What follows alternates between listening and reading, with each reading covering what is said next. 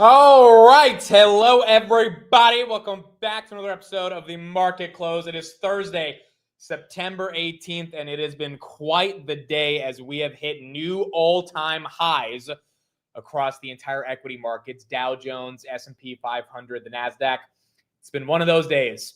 One of those days. Palantir up 5% on the day at 176. Hoodie did touch 124.30. It's selling off a little bit into the close right now at 120.8, but we did get a new all-time high on Hood. AMD, nice recovery. This thing was at 149 when the market opened, now back to 158, almost as if the Nvidia Intel partnership really didn't matter that much to AMD, unlike where it was in the beginning of the day. Intel right here still up 23% on the day, and then Nvidia, which was also green on the day at 3.69% at 177 right here at 176.55. SoFi hit all-time highs on the day. Pretty damn incredible. 28.58. Obviously, SoFi looks like it has a date with 30, and hopefully that date is coming up soon, but very, very excited for SoFi. Congratulations to everyone who's deep in this. I know this is a heavy, heavy stock with a lot of retail investors, especially from an options perspective. I mean, so many people have the $10, $15, $20 strike for January 2026. And those are absolutely printing today. SoFi right there, 28.10. That's up 3.5% on the day. Grabby grab. We did get to 650. Right now it's 635. It closed above 630. I think would be incredible for a grab. So it's right there at 634. Reddit at 272. Amazon 231. Meta 779. Salesforce still up on the day. PayPal is down, which is kind of weird because it was at 70 in the morning off that Google partnership, but now it's selling off a bit. In general, it's not a blow off the top type of day. I think you'd probably see Tesla not red about 2%. If it was that type of day, but it is green across the board for the majority of stocks, majority of indices. And IWM is another one that's really taking off. This is the all-time high on the Russell. The last time the Russell small caps made an all-time high, November of 2021. So it has been 4 years since we've had this momentum on small caps. Obviously, this is being led by the rate cuts, and that's why they are taking off. Financial today, XLF, that one's basically flat, but you've seen some banks that are not doing too bad based on the idea of rate cuts coming. HIMS, I don't know what headline there was on HIMS. Maybe it wasn't any headline. Maybe it was just, hey, this thing didn't deserve to go down because the FDA sent them some message about their Super Bowl advertising. That one up 11.2% on the day. Not too bad. You had Lemonade right here that is up 3%. And then Oscar also broke out a little bit. I think that's up 7%. That's up 6.98%, back to 19, which is not too bad. And then CrowdStrike as well. This one got upgraded by a couple of different firms. Is it breaking 500? Yep, breaking 500, up 12.82% on the day. Very, very exciting. Very, very, very exciting across the board. Again, this is one of those days where we see momentum, and that momentum is rooted in a variety of different headlines. One of the main headlines being that we got those rate cuts. And based on us getting those rate cuts, let's do a quick yes or no in the chat, or increase or decrease, I should say, in the chat. Money market funds, what do you think? Did they increase or decrease over the past 7 days? Last week, they increased by $43 billion to make money market funds, aka money on the sidelines, to get to an all-time high at $7.3 trillion.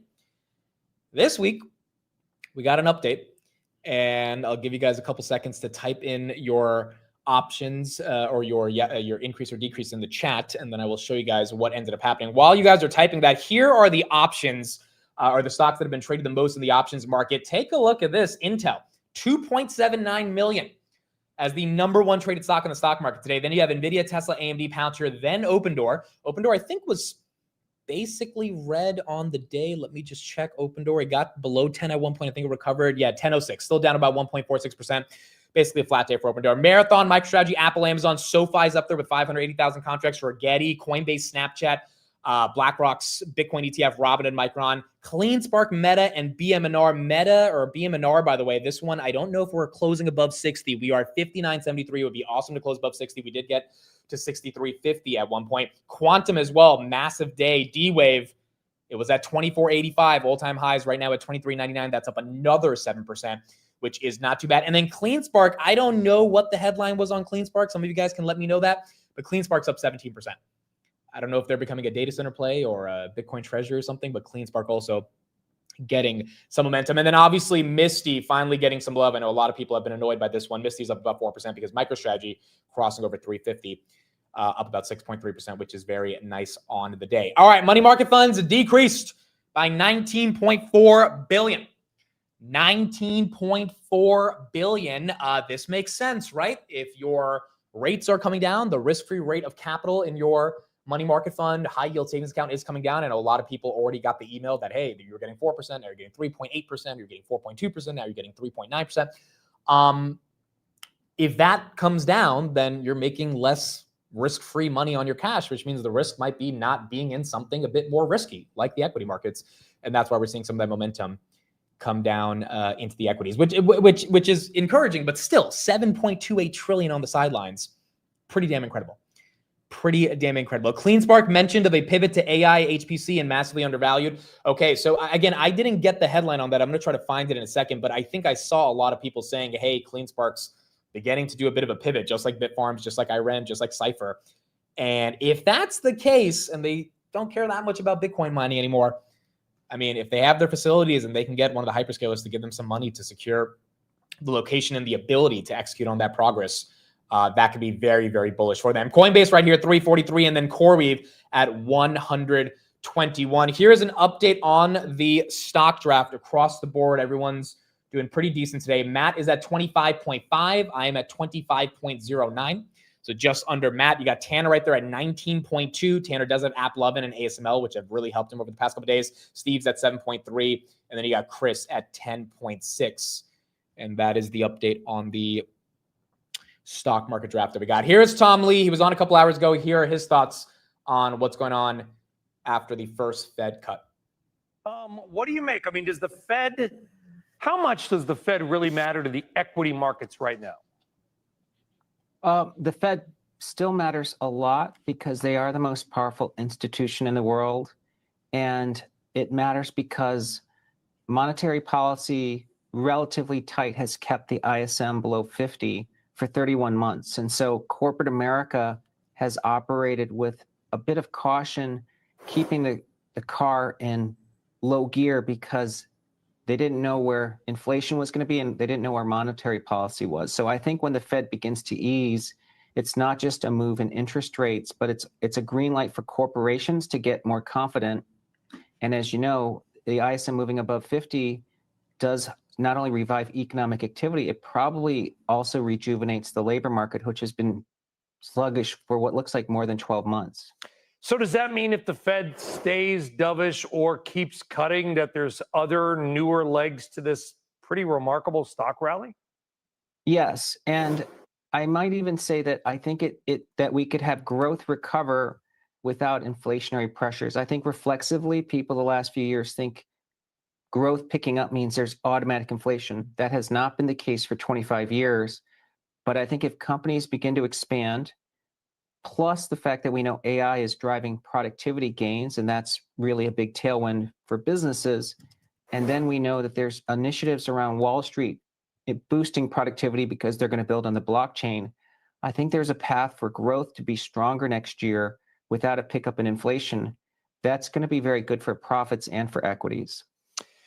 Yeah, and listen, we've talked about many times, Tom, and I know you've talked about Scott and others as well. You've been long, you've been strong, you've been correct. But is there, at some point, does this market take a breather? It's getting, listen, as a 401k holder, I like it. But as a TV analyst who's been doing this for almost 30 years, I'm starting to worry about it a little bit. Yes, I mean, a pullback is going to be inevitable. But from a timing perspective, sentiment still remains staunchly negative. So, you know, I think that the gold standard is the AAII, net bulls, less bears. That's been 6 consecutive weeks where it's negative. That's never really marked a market top. I mean, that has to flip positive and sustain for several weeks. So I think if we're going to say between now and year end, could the market pull back? I'd say it's possible, but to me, it's probably from higher levels. I think there was a lot of skepticism about even yesterday's FOMC. I had a lot of clients tell us they thought the stock market would sell off because 25 was priced in. But because almost everyone told me that, that was the consensus view. I think people were cautious into yesterday. And that's why we're seeing the groups that should rally big, like the small caps and the cryptos and the financials and even the Mag 7. We might. So pretty much the same argument that Tom Lee's been making for a while, which is, hey, Everyone is still thinking that this is not a bull market. Everyone, and when he means everyone, he means all the institutional clients that pay him a lot of money for advice. They're saying, Tom, you're crazy. We got to sell. We got to hold. We have to, be a bit more conservative with what we're thinking into. We can't just lean in and buy into the strength. And this is one of the biggest V-shaped rallies, one of the most hated V-shaped rallies, as Tom has been saying for a while. So when you get that perspective, and this is exactly what he was saying in 2024, that people just could not believe this was happening.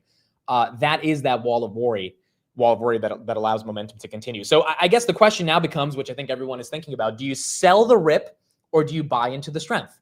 Or do you do nothing and just say, hey, I'm going to hold? And for like 90% of us, most of us are just going to hold. I'm going to be holding. Maybe I sell some covered calls to protect a little bit to the downside. But holding strong and buying into strength seems to be the answer. And the reason for that is because A, you don't fight the Fed. This is what David Tepper said this morning, who also doesn't love valuations. But his argument is, hey, if the Fed's on an easing cycle, these valuations can be digested, especially if earnings growth continues to stay as strong as it is.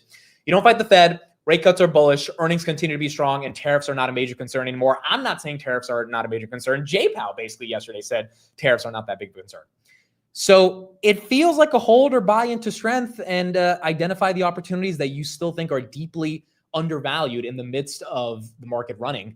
And probably those become the next big buys that you have, which are not that crazy. But also taking profits here, not the worst thing. I mean, you had Tom Lee say that a pullback is inevitable. And, maybe that August, September pullback that we were supposed to get comes in October, November, and maybe it doesn't. But the idea of selling everything and going majority cash into a cutting cycle, into earnings growth, into CapEx exposure that is not slowing down. I don't know. You got the Fed easing and you got AI CapEx. Those two macro tailwinds in and of themselves to me justify momentum that can continue, which we are seeing as we're getting into the broader market. Austin says, I've been converting from options to shares. I think that's a great idea. I did that a little too early back in May, and maybe if I held on to some more options, it would have been better. But I'm happy I did it at the end of the day, because I did not want to be holding on to too many options in a market that even I thought you had to have a little bit of risk management for. But if you were able to hold on to your options towards the end of the year, towards September, October, taking some of those profits, putting those into shares, not the worst idea. Not the worst idea at all. The only real options I have at all now are on grab. That is pretty much it. I sold my SoFi options. So yeah, that's pretty much all I got. And so I don't think that's the crazy. Oh, and the Google options, which we'll wait till the end of the year for that. Google now, those are deep in the money. But outside of that, pretty much now locked into shares. Meta right here, 780. Amazon right here, 231. Apple, 238. Nvidia, 176. Tesla still a little down on the day. We got about a minute until the market closes.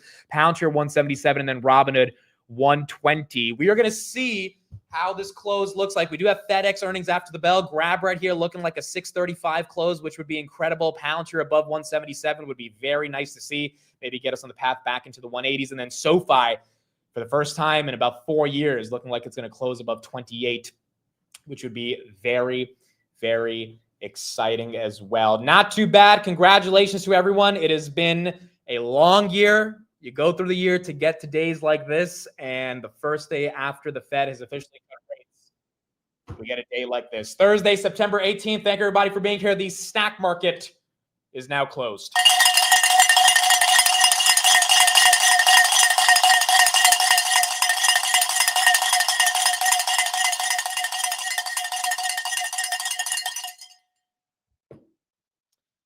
All right, we are closed.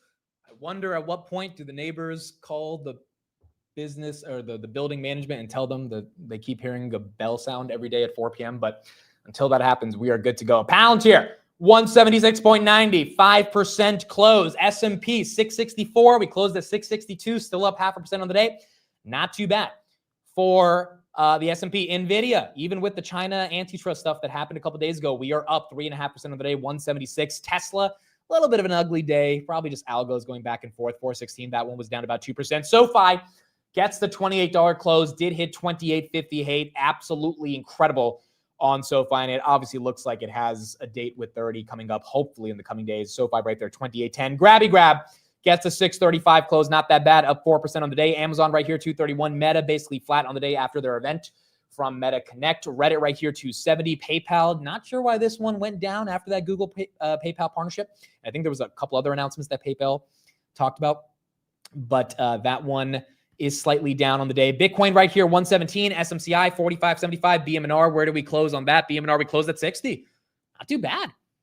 We closed at 60 on BMNR. Intel right here, 30.57. That's up 22.7% on the day. Again, that one was the most traded stock in the options market. HIMS, did we get the 55 close? We got the 56 close, up 11.4% on the day, which is not too bad. And then again, SoFi closing above 28, which is very, very, very exciting. Just across the board, getting a ton of momentum. Google, I think, also got the 250 for the 4th day in a row, 252. We did hit 253.99 today, trying to get to 254. All right, so FedEx, we will get their earnings pretty soon. Should give us a little bit of an understanding of what's going on with the consumer. Oh, we're green.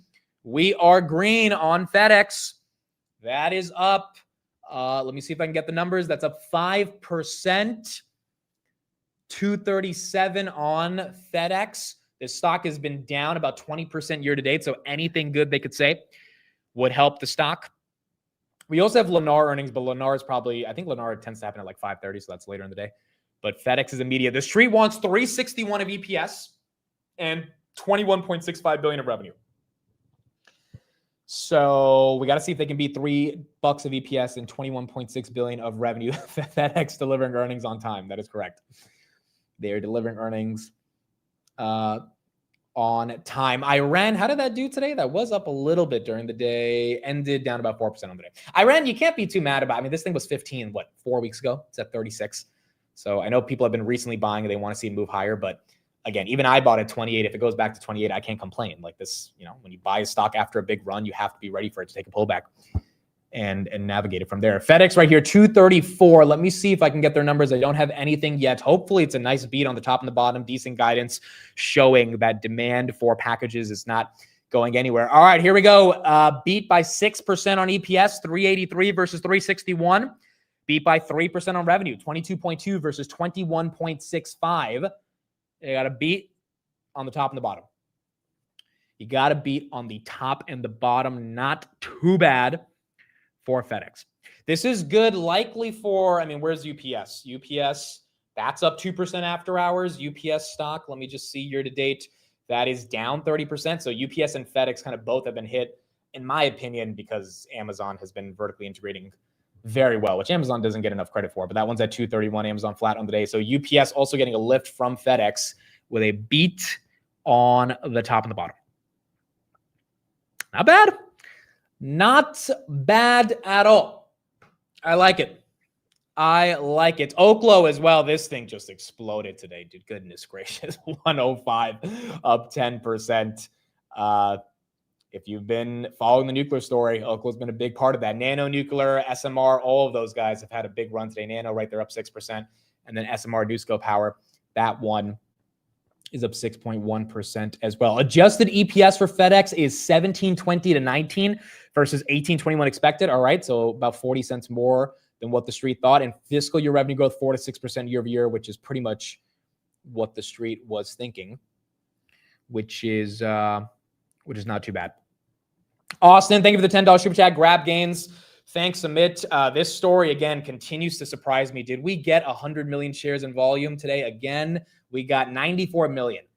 So by after hours, that might end up being 100 million. Just 5 days in a row of that type of volume. I really don't think it's retail. I think retail's coming in, but I don't think retail started kind of that momentum. So grab right there, up about 4.5%. And we got to 650. So I think we cracked 650. And after we crack 650, the road begins to 7.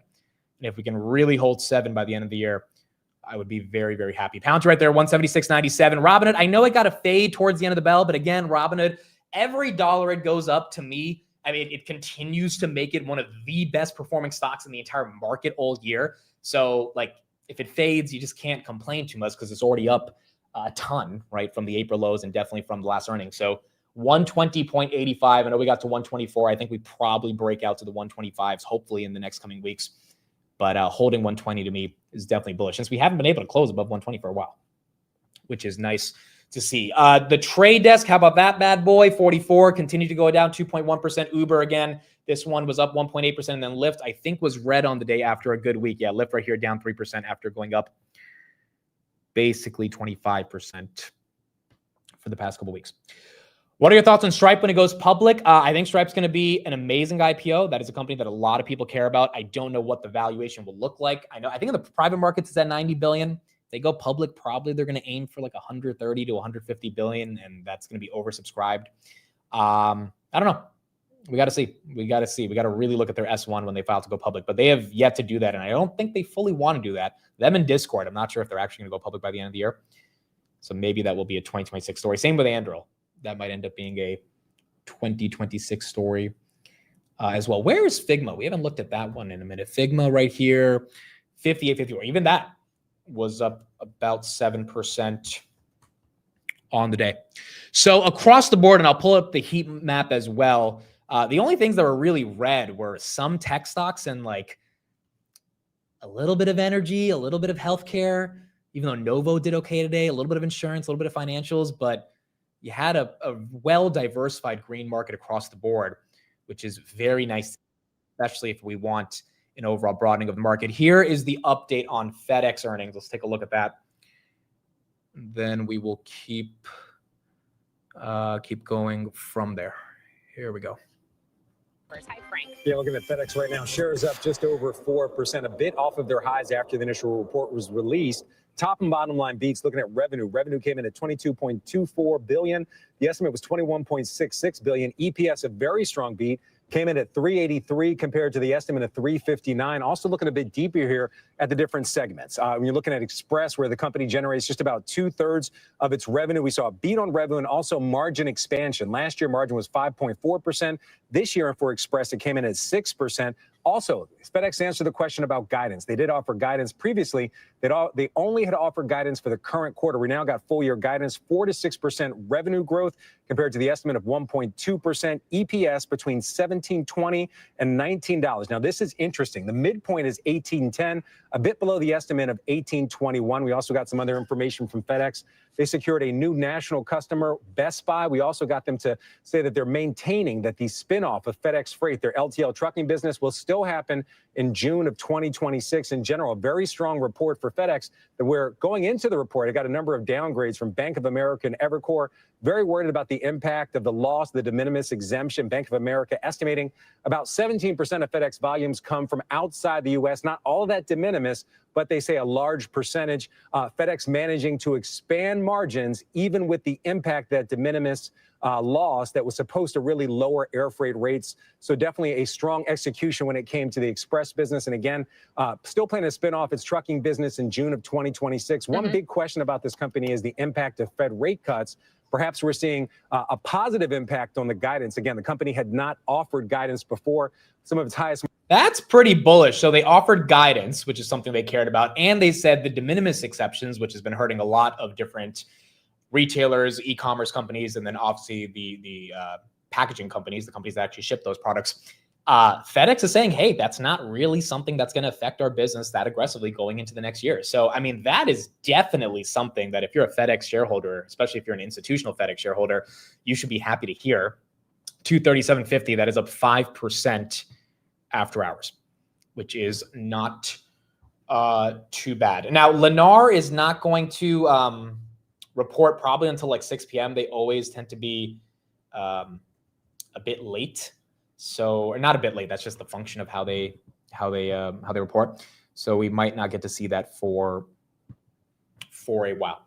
So for those wondering about what the de minimis exception is, it basically allowed shipments valued under 800 to enter the United States globally for free. So if you ordered like $799 worth of clothing from Shein in China, it got to enter the United States for free because it was under $800. And the Trump administration back in, I think it was August, it was end of July, early August, basically put an end to that. And that theoretically, that should be bad for FedEx and UPS and all these guys because it lowers the amount of shipments they should have because now people might not order that much because they have to pay this tax. But if FedEx is saying, it's not that big of a deal, then that's bullish. The market likely doesn't have to feel that that's going to necessarily hurt the earnings potential of something like a FedEx. What if it was $799.99? Honestly, I've never ordered something for $800. My mom probably has. My mom and my sister freaking probably have ordered tons of stuff I don't know if they ordered $800 worth of stuff from Shein before, but yeah, I don't know. As long as it was below 800, that was the rule. And that is what allowed it to get rid of the duty-free or the duties you have to pay coming into the United States. Thoughts on bullish? I don't have any thoughts, but Kathy keeps buying it. So wow, it was up 20% today. Do they have earnings or something? Goodness. Or maybe it just went up because of those crypto SEC laws that came out yesterday around spot ETFs. I don't know, dude. I mean, like how much are they up? Kathy's been buying like millions of it every other day. It's wow, it's still down 4% year to date. Where do they IPO at? They IPO'd at 68. So still hasn't been the best IPO. They bottomed at 49 in September. So if you bought it since then, you're up about 20%. And then today itself, it was up 21%. They had an earnings beat. Is that up after hours? Hold on. BLSH. That is... No, but that was... oh, maybe that was in... they probably had earnings in the morning. Okay, so I'll get their numbers. But yeah, enough to get the market excited about this one. B-Fly. What is this ticker? B-Fly? Butterfly Network. Yeah, I don't know this company, but it's up 20% on the day. Medical imaging device, definitely a small cap. This one as well, up 20%. Robinhood right here, 121.18. That's up a little bit more after hours as well. Yeah, I mean, look, bullish, it's a crypto theme oriented company. So even if the earnings were good, you got to have crypto doing its thing because at the end of the day, they're a crypto exchange. And if you think the rate cuts get people more excited around crypto, then maybe it's a potential bet. But I've not done any other due diligence in the company. All I know is Kathy has been buying it. I don't have any big thoughts on the rich tech robotics company. I mean, I know a lot of people are excited about Nvidia. Again, correct me if I'm wrong. Nvidia did not invest in these guys. They tweeted about them. I know a lot of people think Nvidia has an equity stake. Even I thought that, but I was wrong. They tweeted about them, and I think they're doing some partnership, but they did not invest in them. So this one, $671 million company. It's a small cap. You've got to really understand it to invest in this stuff. I tend to not really invest into companies that are this small, but there might be a thesis here that is worth diving in. But it's not because Nvidia put an equity stake in them. Seems like that is not the case. My covered calls on BMNR are November for 60. November 460. I mean, look, I'm thinking of rolling them out to probably 105 for 2027. I would be more than happy at 105, and I could always roll those out from 105 if it really does go above that. But for Bitmine to double, I mean, here's the question, right? Like, I know some people have crazy price targets on Bitmine, but all of it comes down to Ethereum. And at the end of the day, even MicroStrategy at one point had a 3 to 4x premium on their NAV, but that eventually compressed because at the end of the day, it's not like the company is producing so much value in the world. They're just like a balance sheet that's capitalizing on an asset that's growing, right? And so you don't pay that much of a multiple. You pay a multiple, but not that much of a multiple. Like you would pay 30 times for Apple's earnings or something because you could justify the iPhone is so important. So, I mean, can BMNR get to 100 if Ethereum's only at like 5,500? I don't know. I mean, maybe hype can get it there, but I think Ethereum has to really move. And obviously, Tom Lee has to be acquiring a lot of Ethereum. But if Ethereum's not moving and he's acquiring more, unless the premium is that high, that will be dilutive to shareholders, which will technically not allow the stock to get that high, right? Because there's just going to be more shares outstanding. So I think you're going to need to see Ethereum get into that 65, 7,000 range to get BMNR over 100. Now, I could be totally wrong on the math because I'm not an expert on it. But I would imagine in a year, that's a reasonable price target for me. Now, Tom Lee's saying 10,000 by the end of the year. I mean, maybe that happens. Maybe that doesn't. I don't know. If that does happen, obviously, it's going to be a bit more aggressive. But we're going to have to see how this ends up playing out. Here's an update right here on Nvidia and Intel. Again, Nvidia did invest $5 billion into Intel. This is what Jensen had to say about the partnership today. The call just ended with the press right now. 3 main points that I'm seeing. So the first one was they said that they were working on this partnership very quietly. There was no collaboration with the White House. President Trump, they were just really announced it to them very, very recently. I know there was concerns given that the White House did invest in Intel about a month ago. So according to both leaders, the White House had nothing to do with this deal. The second part is that, yes, this collaboration is more about products specifically within data centers and PCs, and not about Intel's foundry business. Lip-Bu Tan, the CEO of Intel, did say that TSMC is a great partner and we're going to continue to use TSMC. So you can see that that relationship isn't changing. TSMC is still the largest contract manufacturer as a chip manufacturer in the world. The third point is ARM. I was able to ask a question to Jensen Huang just about ARM because Nvidia and ARM work together on CPUs, but now Nvidia is going to be working with Intel. So you saw ARM shares sell off. Jensen Huang said, and I quote, "ARM shouldn't be down." And yet the share price, I thought it would have went up a little bit more, but it's. I didn't know that. Jensen throwing a Hail Mary to his buddies at ARM. Wow. ARM shouldn't be down. Quite a statement by Jensen. Trying to help that stock today. Still down about 4%. The CEO of Nvidia continued to explain the relationship with ARM and how products are going to be used in robots, et cetera. So that's not, according to him, changing. And then the last point, Jensen Huang did talk about how this partnership is really going to help Intel, especially in the personal computer space, not only with the central processing units, but the graphics that are needed when we hit all of those AI PCs that are going to be coming to market. And everybody's just going to want more advanced compute on their devices. Guys? There are comments also by Lip-Bu Tan, Christina, about Intel Foundry, about continued progress. Can you elaborate on that?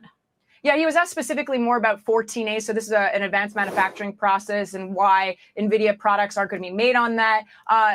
He was quite frank, saying that they're still working through. I don't have the verbatim in terms of what he said specifically, but he was just alluding to they're still working on the yields, they're improving, but that these products are still going to be made by TSMC. The packaging may happen at Intel, but the actual manufacturing will happen at TSMC. So there's still some work to be done on them. Which is why TSMC recovered a bit from the initial morning when it sold off. TSM, yeah, there you go, up 2% on the day. I mean, that was kind of a stupid sell-off, thinking that the foundry business that NVIDIA relies on from TSM would like switch to Intel. Like, this is why, I mean, a lot of times it's just algos too, right? Like algos, like these quant algos pair together two companies. And so they'll pair TSM and Intel as competitors, and anything bullish on Intel from a qualitative perspective, like a $5 billion investment, or just from a pure quantitative perspective, like Intel stock is up so much that one stock has to go down, creates the inefficiency in the market where you get a TSM that falls 3% in the morning for no reason. And then, you know, the market recognizes maybe this was stupid. People come in, they buy the dip, and then you get a recovery of up 2%. So there's always some opportunities that present themselves. And that's why it's very important to not just be super knee-jerk towards these reactions. But you got TSM recovering, and then NVIDIA holding 176 on the day. Same thing with AMD. Same thing with AMD continuing to gain momentum even after it fell all the way down to 149 this morning. Mick, can we do a pump or dump poll tomorrow on quad witching? Yes, we can. I mean, look, quad witching again tends to be, well, look, it tends to be a dump every time. However, last two times, it's not been a dump. It's been flat. It's not been a massive pump. So it's been okay. So quad witching tomorrow. What do we guys think? Pump or dump? I don't know, bro. The momentum's pretty high today. But then again, I know a lot of people are getting worried. Feels like eventually people are going to take some profits. Quad witching, for those that don't know, is the simultaneous expiration of ETF options, single stock options, index options, all on the same day. It happens 4 times a year. And that potentially creates a lot of different things that go on in the options market. Speaking of options, dude, again, this is just becoming pretty incredible to me. In terms of the volume of options on Grab, 215,000 calls were traded today, 8,500 puts. That is a 0.04 put to call ratio. Now, that doesn't mean everyone bought 215,000 calls. A lot of those calls were probably sold to people. But the point is, like, that is an extreme divergence between puts and calls. And yeah, I haven't seen something like that on Grab in a very long time. So to see that much momentum on the call side versus the put side is pretty incredible. And obviously it's signaling that people expect some move that could be playing out. BM&R will get ATMs tomorrow. I mean, yeah, that's the other thing to remember on BM&R. I know we're super excited that it's up 5%, but part of the reason you have to be a bit more conservative here is at the end of the day, there is dilution. Now, that dilution is accretive long-term, but in the short term, those are shares that are dumped in the open market. And Tom Lee takes those shares and buys Ethereum, which is kind of how it works. And if Ethereum goes up, that increases the NAV. But at the end of the day, there is dilution to consider. Now, granted, the cool thing is maybe he already hit the ATM today, and there was so much demand that it was just swallowed up, which would be really incredible to see. But we're probably going to find out on their next update once they end up giving us an update on how much Ethereum they fully have. So that is what we've got. Microsoft right here. I think this was at what, 507 on the day, 508.75. That was slightly a bit red. And the rest of the Mag 7 were pretty much green. Here's an update on Google. So I think this is the existential concern around Perplexity's business is how do they compete with Google when Google is doing everything that Perplexity is trying to do. Google Chrome now has AI, which is the whole point of Comet, right? That's the whole point of Perplexity's browser. With AI built in, your browser is no longer a window to the web. It's an intelligent, proactive partner that can better anticipate your needs, help you understand more complex information, and make you more productive, all while keeping you safe. I got access to Perplexity Comet like a month ago. I've used it once. I use Google Chrome multiple times a day, every day. I didn't get the AI update yet, but I would imagine once I get it, I mean, why wouldn't I just keep using Chrome with AI, right? Like, and Perplexity is worth 20 billion, bro.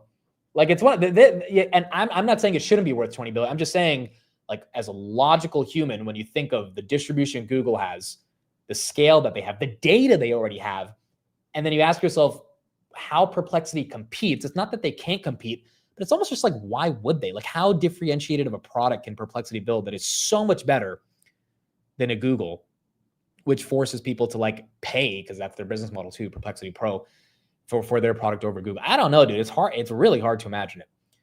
And I don't know what the future of that company is. I don't know how people pay 20 billion for it, but probably there's some exit that's eventually going to happen. Maybe Perplexity just ends up taking enough market share where they can go public, or maybe this is Apple's acquisition. But then again, if Apple's partnering with Gemini, I mean, why would they need to acquire Perplexity?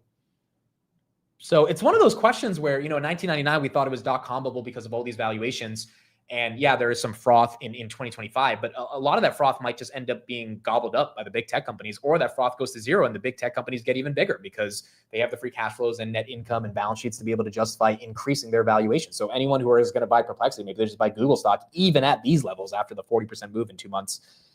And that one continues to make a move, which obviously would be very, very, very bullish for Google. Andy says, I bought more Google yesterday, but then again, I buy more every week. Speaking of Google, here is the head of AI at Google speaking a bit more about their plans on humanoid robotics. Remember, Google has made a massive investment into Apptronic. I think they put about 90 million there, which is one of their humanoid robotic companies. And I think one of the better ones in the United States. There's Figure, Apptronic, and then there's obviously Tesla. Here's what the head of AI at Google had to say about humanoid robotics. Interacting with objects on a table to robotic hands, and you can just talk to the robot. So you can say, put the yellow object into the red bucket or whatever it is, and it will interpret that instruction, that language instruction, into motor movements. And that's the power of a multimodal model rather than just a robotic specific model. Right. Is that it will be able to bring in real world understanding to the way you interact with it. So in the end, it will be the UI UX that you need for as well as the understanding the robots need to navigate the world safely. I asked Sundar this. Does that mean that ultimately you could build what would be the equivalent of, call it either a Unix, like an operating system layer, or like an Android for generalized robotics, at which point, if it works well enough across enough devices, there will be a proliferation of robotics devices and companies and products that will suddenly take off in the world because this software exists to do this generally. Exactly. That's certainly one strategy we're pursuing is a kind of Android play, if you like, as a kind of robotics, almost an OS layer across robotics. But there's also some quite interesting things about vertically integrating our latest models with specific robot types and robot designs, and some kind of end-to-end learning of that too. So both are actually pretty interesting, and we're pursuing both strategies. Do you think that there's humanoid robots as a good kind of form factor? Does that make sense in the world? Because some folks have criticized it as being good for humans because we're meant to do lots of different things. But if we want to solve a problem, there may be a different form factor to fold laundry or do dishes or clean the house or whatever. Yeah, I think there's going to be a place for both. So actually, I used to be of the opinion maybe 5-10 years ago that we'll have form-specific robots for certain tasks. And I think in industry, industrial robots will definitely be like that, where you can optimize the robot for the specific task, whether it's a laboratory or a production line. I think the most interesting takeaway from this is like Google is obviously diversifying into so many different verticals, self-driving and robotics being one of the biggest ones. And the stock is now becoming more appropriately priced for that potential, which is obviously one of the more exciting things that's happening in the market, given so many people have been waiting for the market to get excited about Google.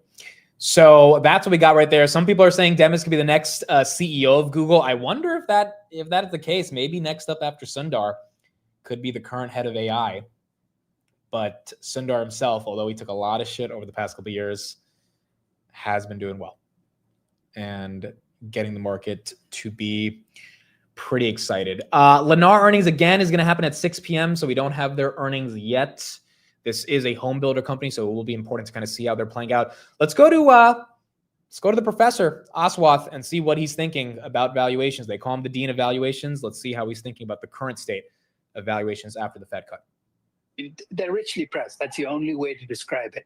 I'm not going to use the B word, the bubble word, because that suggests that somehow the prices have nothing to do with earnings. Clearly, earnings have held up. 75% of companies reporting this year have reported better than expected earnings.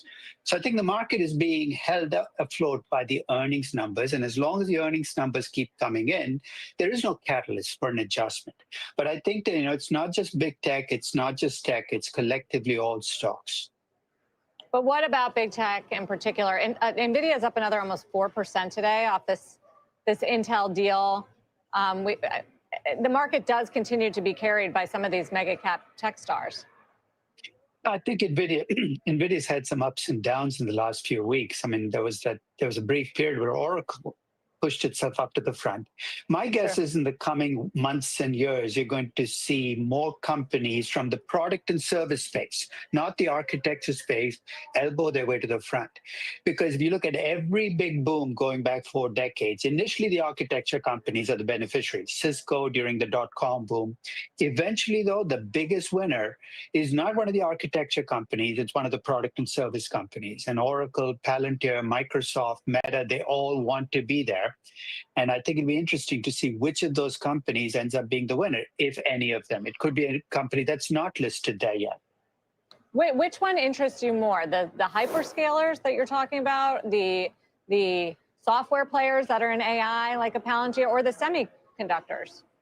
I'll tell you, without the product and services, the hyperscalers, the architecture companies cannot survive, right? I mean, you need the revenues, the earnings, and the cash flows coming from the products you produce. I mean, you're just off that clip on Microsoft. Microsoft spends $100 billion in AI architecture. It needs about $300 billion in revenues from AI products and services to cover that cost. So if you extend that across the market, you're talking about a market that's building in an expectation of $3 to $4 trillion in revenues from AI products and services. Right now, I don't see the numbers there, but that's what I'm watching for. Which of these companies is going to be able to elbow its way to the front and be able to get that kind of revenue from its products and services? I think in your own account, you own a lot of these stocks, right? You like a lot of the Mag 7, except what, Tesla? Tesla, and it's not because I don't like the company. I like the company. And there's any company where a CEO can reframe an electric car company into a robotics company, well, Elon Musk is that. I think my concern with Tesla has become a political stock, and I'm terrible at politics. I don't want to have investments there. I'm trying to figure out what the politics of the moment will look like. So my reason for selling Tesla was not because I don't like the company, but because I don't want my investments in politics to mix together. But I do own the other 6. I mean, I own half of the Nvidia that I owned a year ago, and I'm okay with that, even though it's gone up, because I think it is so richly priced that I'd rather have my money in Intel than in Nvidia. And actually, my Intel investment's done better since September of last year than my Nvidia investment. Yeah.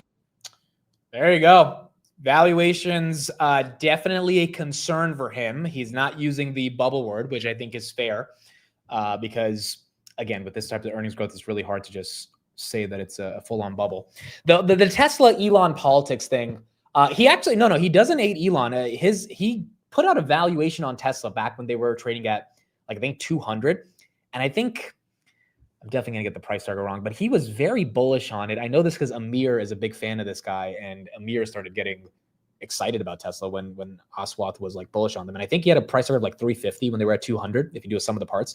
So he's not always been anti-Elon, but I think that was a year and a half before the whole pivot into America Party, Epstein stuff, all this political stuff that Elon got into. And I guess that's what got him to officially get out of the stock. The point is, if you sold Tesla because of politics, you were right until you were wrong.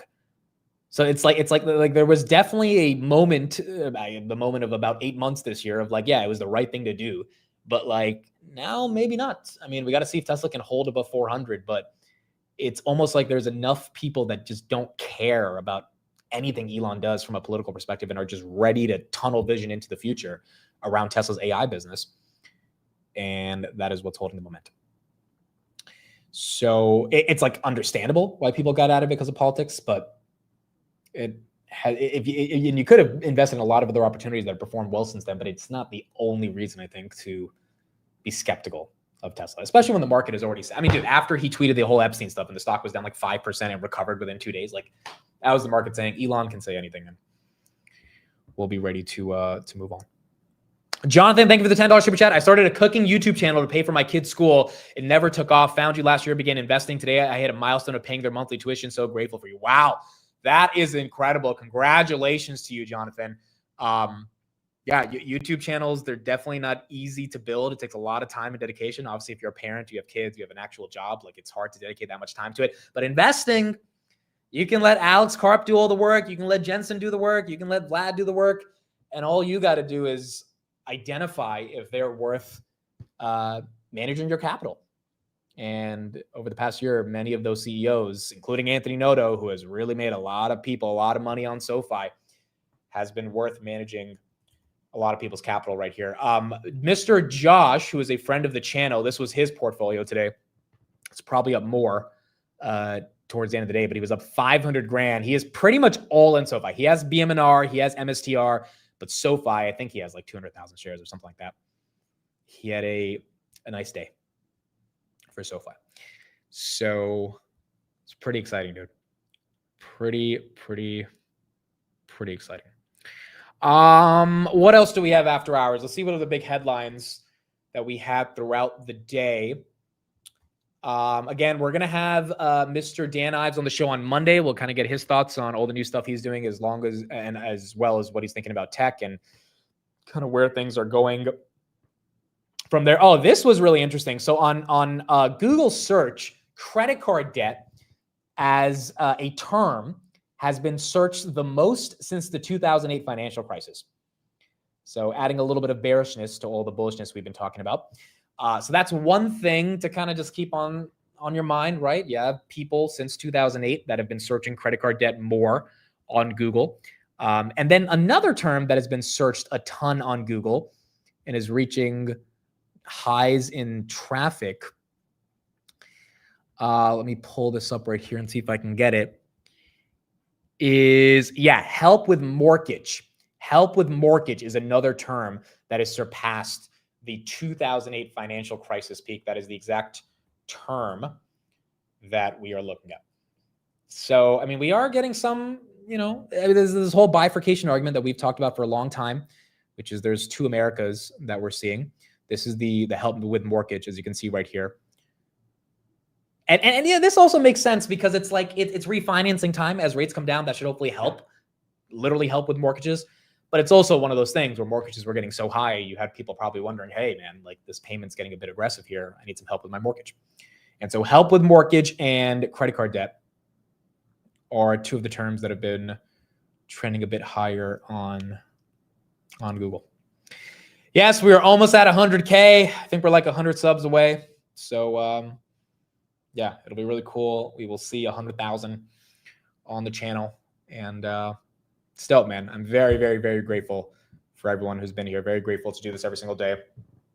And we were at 0 November 2021. So 4 years on the journey. What? I'm saying mortgage wrong now? How am I saying mortgage wrong? There is no way I'm saying mortgage wrong. How to say more? You about to hit 100,000 and you still can't freaking say mortgage. How do you say this thing? Mortgage. Mortgage. What's the concern? Mortgage. Mortgage. What is the concern? How is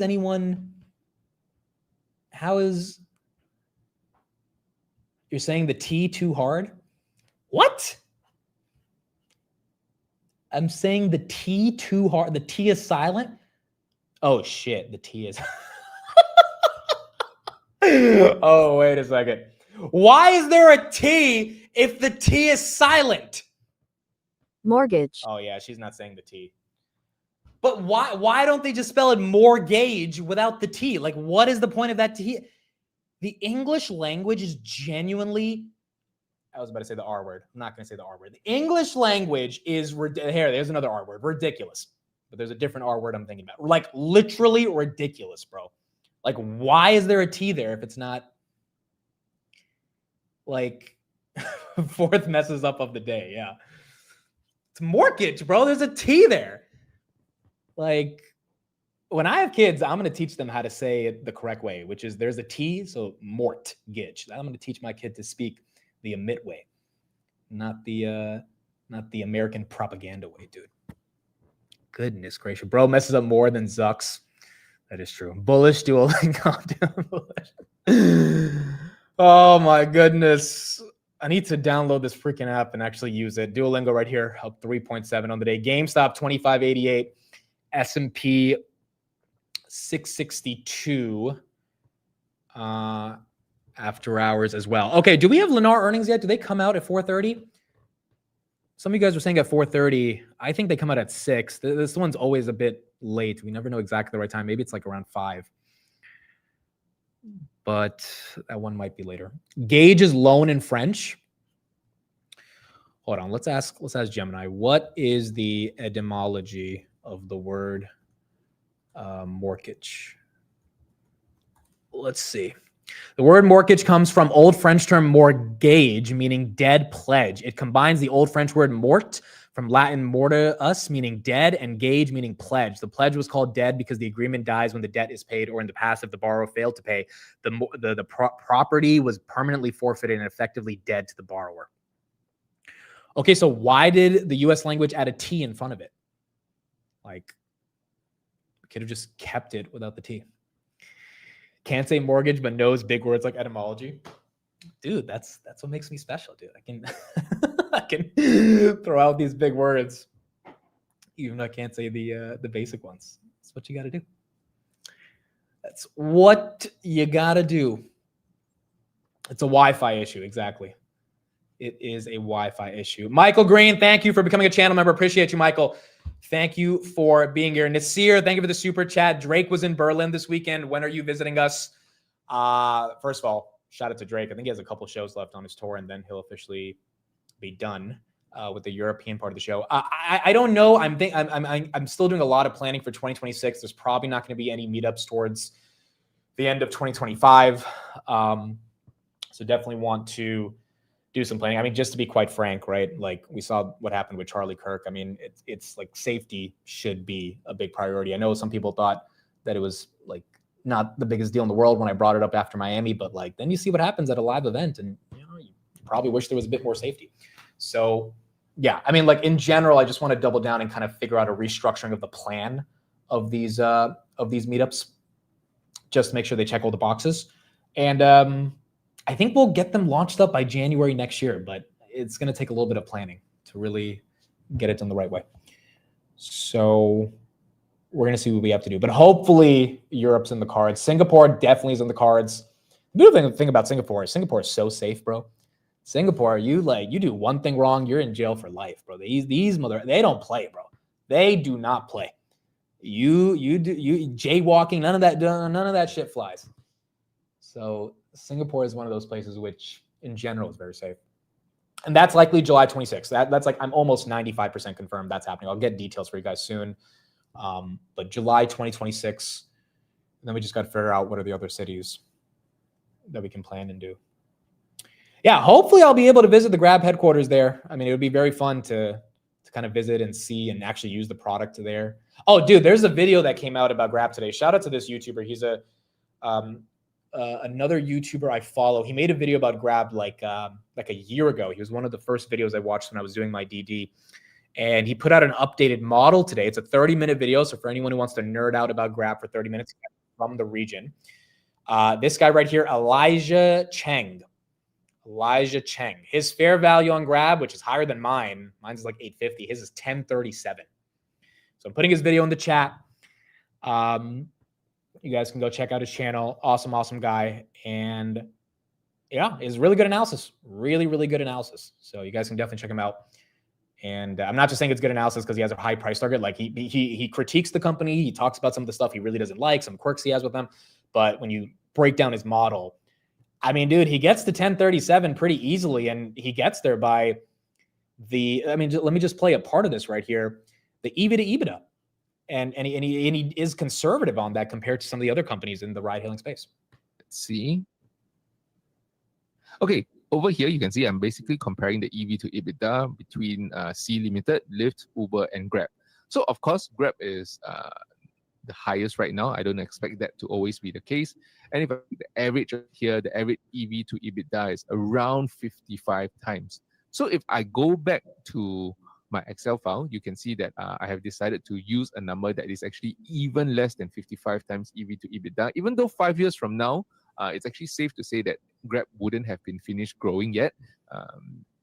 They would be a little bit more mature, but they would not have finished growing. But even then, I've chosen to use a slightly more conservative multiple to see where that leads us. And so back to the Excel spreadsheet, if you take a look at the multiples approach, what you will notice over here is that the EBITDA margin stands at around 21%, and the EV to EBITDA multiple that I'm using is 40 times, right? So which is much lower than where some of the other companies within.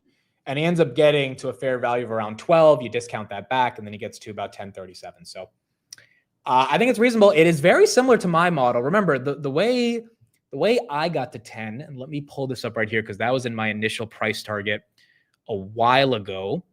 I got to 10 in a little bit of a similar way. It had to do with adjusted EBITDA. So the way I got to 10 was 65% EBITDA growth for the. Oh yeah, I used the exact same model. Wow, I literally 40x was my model. This was what I wrote up back in January. So I'm assuming they'll grow 65%, call it about 850 million of EBITDA. In 2026, you put a 40 multiple on that gets you 32 billion. Then you add 8 billion of cash, which I would imagine they would grow from 6 billion to 8 billion. At the time when I was writing this, they had 6 billion. They're already at basically 8 billion. They're at 7.4. 32 plus 8 is 40. 40 divided by 4 billion. 40 divided by 4, because 4 billion shares outstanding, gets you $10. And so that's why I've always had 10. I'm like, hey, 65% EBITDA growth. And then you put a 40 EV to EBITDA multiple, which is actually a bit lower than what you would imagine to give a company that's growing faster than Uber and DoorDash. And you get to $10. And now granted, if they use that 8 billion in cash and either buy back their stock or they find a way to grow faster than 65%, then that model can change. But I think $10 is not that crazy. Yeah, I am not muted, bro. You guys had me. Who started this? Was it Davis? Was it Davis who started this muted stuff? Okay. One of my two of my mods are saying I'm not muted. So this is definitely a troll, bro. Definitely a troll. I am just trusting my mods, bro. Cannot trust you guys. Even though in the morning, that was definitely my fault. If it actually was muted, then you could refresh. Yeah, no, Matthias is laughing, bro. It was definitely him. It was him and Davis. Dude, you guys are ridiculous, bro. We're talking about EV multiples and then freaking say I'm muted. Anyway, yes, thank you, Benny and Tess, for making sure that I was on track. This morning was hilarious, though. I was really going in on the analysis, and then it was like, hey, you're muted. And I was like, well, it wasn't me, bro. It wasn't the Wi-Fi. It wasn't actually, we can't blame it on the Wi-Fi, but it genuinely wasn't the Wi-Fi. It was just StreamYard being stupid and like took out my mic. And I was like, why? Why would that have to happen? But anyway, you can check out this video. That's how you get to $10. I don't think that it's that crazy when you put that multiple on it, and you can imagine how they get to grow from there. Yeah, that's definitely Dave's fault. All right, Tesla right here, 417, Palantir 176, Hoodie 121.24, Grab 636, Google at 252. Where did Rocket Lab end on the day? Rock Lab right here was at 47.45. Here's what Josh Brown said after the Fed rate cut. He is, as well, not fighting the Fed. Well as any new playbook that anyone can come up with. And I think market participants have been sniffing this out for months. Small caps and financials. Like you can do other things and we can get more specific looking at home. By the way, he followed me on Twitter today. He actually followed me during the market open. So he doesn't use Twitter either. He's like he abandoned Twitter a long time ago, but he did follow me today. So who knows? Maybe we can set something up in the future. I'm now close to New York. I know he's in New York, and maybe we can get him on the show one day. Builders, etc. But small caps and financials are really the playbook, and that trade is en fuego already. Right at all-time highs today on the Russell 2000. If the Russell 2000 closes today at an all-time high, which is possible, I'll let you know in 4 hours if it happens. This would be the first all-time high close since November 8th, 2021. That's 967 consecutive days without an all-time high in the Russell 2000. That's the second longest streak in the history of the stock market. So we talk about big bases and breakouts and consolidation periods that are resolving to the upside. This is like the mother of all consolidation periods for the Russell 2000 segment of the market. We also have 36 financials on our best stocks in the market list. We talked about a bunch of them the other day. JP Morgan, MasterCard, Bank of America, Wells Fargo, BlackRock. You want to be long a market where those 5 names are among the top performing stocks.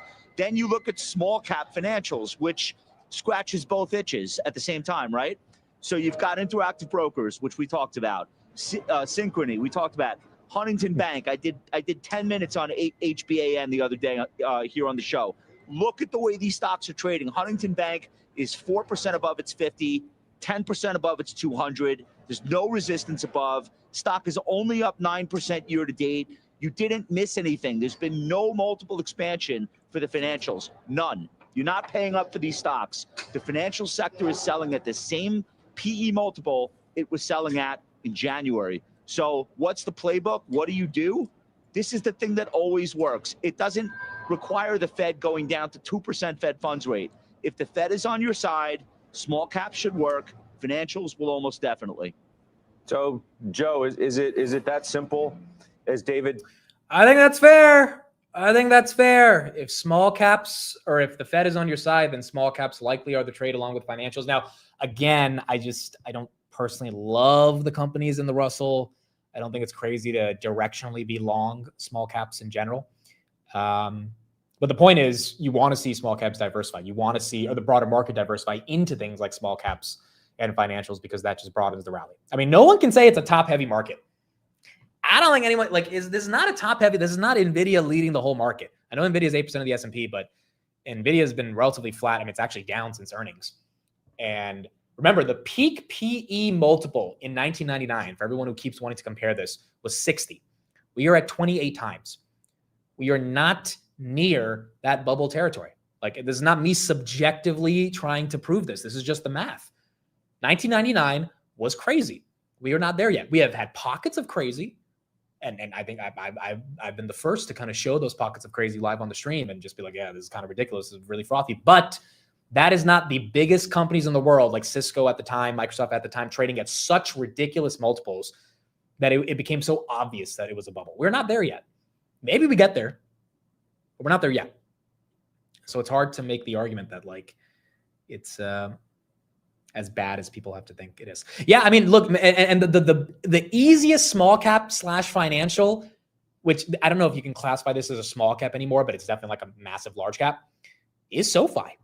Now, I know 33 billion is not a small cap. I get it, but it's growing faster than all the other banks. There's a AWS of tech component there, a fintech component, which maybe Noto is able to scale up into 2026. Refinancing is coming back with mortgage demand. And then there is a heavy retail army. We can't forget. I mean, there's a lot of people now that have been waiting for this to happen on SoFi. A lot of people that are going to hold their shares and just not sell.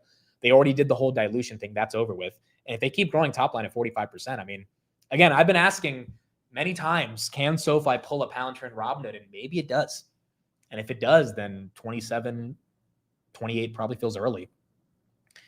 if it's on a path on the way to 100. Oscar, yeah, Oscar is like a real small cap, right? This thing is still under 4 billion, right? 4.94 billion. Okay, that one was up 6.64% today. It was below, I think, 3 billion a couple weeks ago. That one is now getting a bit more green. What do you think about orbs? Again, I have no thought on this. I have not researched WorldCoin. That's why we'll have Dan Ives on Monday and get him to kind of explain what's going on with this. All I know about it is that if there is some level of a protocol that needs authentication in the world of AI for real human beings, then maybe WorldCoin can become more valuable, aka Orbs 8Co can become more valuable, aka BitMine's stake in the company can become more valuable. So to me, it's what Tom Lee said. It's a moonshot. Either it works or it doesn't. But if they're bullish on that thesis, you know, you can get exposure to it by buying BMNR and kind of have the upside of Ethereum as well, which is not too crazy. Oh, did I do a poll in the chat? I was supposed to do the poll. Oh, yeah, the quad witching poll. Let me see where that poll is. So 51% of you say pump, 49% say dump.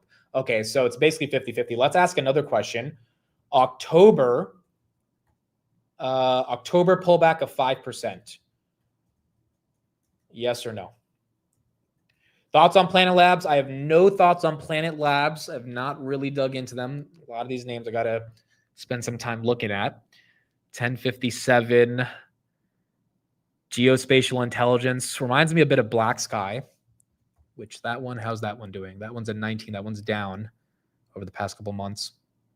Yeah, I would have to look at it. I would have to look at it a bit deeper to see. Thoughts on next decade? I'm bullish on it because Matt Money's super bullish on it. I haven't bought any yet, but again, it doesn't really matter if you're bullish or bearish. This is like legit a 10 to 15-year hold. And that's what Chris said yesterday as well. Same thing with VG, right? A lot of these oil and gas names, you got to understand the pipelines, the infrastructure for them to create the pipelines, and then just allow the companies to execute over the next 15 years. And Matt works in oil and gas, right? So that's why he's so excited about it. But I personally don't own it. I do not own any Amazon. No, I had Amazon for a bit, did it as an earnings trade. I think I made like $500 and then sold it. Don't have Amazon. I mean, it does feel like that is the next Mag 7 to make a move, especially if they can get the market a bit more excited about some of the stuff they're doing in robotics, because that's where it looks like at least some of the attention is starting to get to. But we are going to have to see if that one ends up actually paying out. I mean, like, again, I think robotics is a vertical that Amazon should be able to dominate, and even if it's not from a humanoid perspective. But I don't know if the market cares as much about it. Thoughts on Salesforce? So I wrote up a post on Salesforce today on X, and I don't hate Salesforce at all. I actually think the valuation is very reasonable, and I can understand people buying it like easily. The problem is I just think Benioff is being weird, bro. And to me, the internal contradiction right here is he's complaining about Palantir's prices, but then Palantir keeps getting contracts like they got from the UK yesterday of $1 billion. Obviously, governments want to pay for Palantir's product, even if they're paying a high amount because they're getting value. And so CRM doesn't have to grow as much as Palantir. No one's expecting a company doing 40 billion in revenue to grow 50%. The problem is Benioff keeps touting their AI story as like the most transformational revolution in history. And you should see that in the growth. And you're not seeing that in the growth. You're seeing that in Palantir's growth, even if the absolute dollars are on a smaller scale. So I think Benioff himself kind of got into this mess by saying we are going to change the world with our agent force and all this stuff. And then the growth numbers look abysmal, or not abysmal, but they look like agent force is not even a thing. It looks like just a regular trajectory for Salesforce. And then he wants to start positioning himself as a competitor to Palantir in the government, when that's not how I think Palantir is thinking of it. I think Palantir's not even thinking of Salesforce because, you know, they understand their products are just incredibly more valuable, and that's why they're getting a multiple. But I think Salesforce is cheap. I do think Salesforce is cheap. It's just a question of if you think the narrative doesn't hurt them as much. Coinbase, that made a bit of a run today. I like Coinbase. I don't own it, but I mean, what they're doing with perpetual futures, what they're doing with tokenization, these guys are going to be the backbone and infrastructure for stable coins in the United States and globally. I mean, like, I don't think you fade Coinbase over the next 5 years. I just like Robinhood more because they're a bit more diversified. But if we don't have a crypto winter as well, I mean, I feel like Coinbase should do very, very well. And it's going to be hard to imagine they don't, especially if Bitcoin and Ethereum get some momentum. So I like it. I don't think it's horrible. I did listen to the Open Door CEO today on a podcast with 20VC. I mean, look, dude, at the end of the day, as I listen to this guy, I'm not in the stock. It's a bit hard for me to understand the thesis on the turnaround, especially after it's already 10x. But the guy sounds like an animal, and the guy really does feel like someone who wants to turn things around. Here were his thoughts this morning on how he thinks about the meme stock element of Open Door. Probably successful software executive. How do you deal with like this meme stock element to the company? Like, I'm not a meme stock guy. I don't trade. Yeah. I'm long and everything. This isn't GameStop, but it's crazy. This meme-ishness pre-you is crazy, isn't it? Yeah, look, I'm not a trader. I owned literally one ticker. When I was at Shopify, it was Shopify. I expect I will own 2 tickers for like the next little while. Shopify and Open. Like I'm not a diversified trader guy. That's not what I do. That's not my job. My job is to build great products and get people to pay for them. Let's back up. The second thing is I actually fundamentally reject the premise. Like Open Door is priced in the public market for its potential. And it's an incredibly fair price for the potential. And I think we will earn that right to actually, like, we will earn the potential. We're going to go execute against the potential. That's not that different on how startups are valued by VCs. You don't value the current cash flow of a company. You value the potential and say, what are the odds it will get there, right? That's what you do. You say, what's the discounted cash flow odds of this thing being big? And I think if you do it that way, this is the single largest market in the world, right? I think Tesla was not above 10% in any market it was selling cars in. It made until last year. It is above 10% in some markets this year. Open Door was above 10% in many markets it was selling homes in a couple years ago. Open Door was also one of the only companies like doing iBuying. So, Tesla is a bit more competitive because it's cars. There were like 3 or 4 companies actually doing iBuying. Like we will get back there. It's a significantly bigger market, significantly higher attach opportunity, significantly longer ability to have a relationship with a buyer and the seller. So if you assume that, like if you just do a rational, by the way, I'm a math nerd, right? I was a mathlete growing up. I live like I'm not a word cell. If you do the math on the potential of the company and just discount it back, I think the stock is like reasonably priced. I would have bought at this price. In fact, I did buy at a higher price than the current price. Bunch of different things. Okay, so that was the Open Door CEO. Then you had Skrelly, who said this yesterday on his stream about Open Door. The interest expense of the company would wipe out all the earnings, even if all the costs went down almost to zero.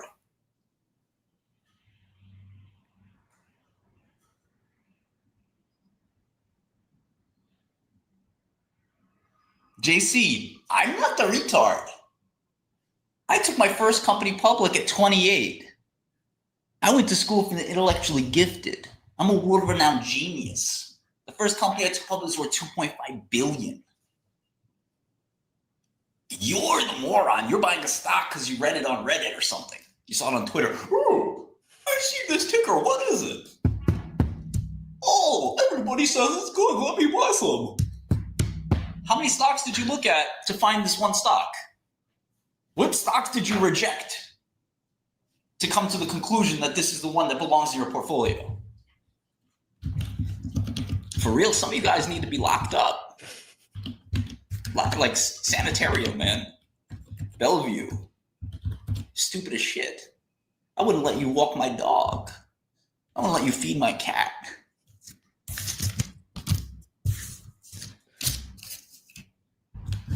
Okay, so obviously, 2 different perspectives. Dude, I was seeing that. I was dying, bro.